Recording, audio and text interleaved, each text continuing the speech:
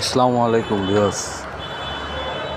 দেখুন, দুঃখজনক একটা বিষয়, আমাদের দেশে আজ হামরোগে হাজারো শিশু আক্রান্ত, হাজারো শিশু মারা গেছে, হাজারো মায়ের বুক খালি হয়ে গেছে।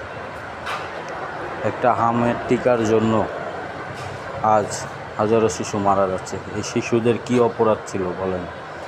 কে নিবে এই মৃত্যুর দায়?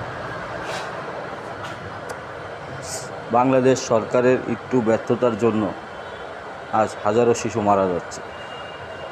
এই হামের টিকা যদি আনা হতো আগে, তাহলে এই শিশুগুলো মারা যেত না, আগামীর ভবিষ্যৎগুলো উজ্জ্বল হয়ে থাকত। আমাদের ভবিষ্যৎ অন্ধকার শুধু একজন লোকের জন্য, সেই লোকটাকে আপনারা সবাই জানেন। সবাই দোয়া করবেন ওদের জন্য।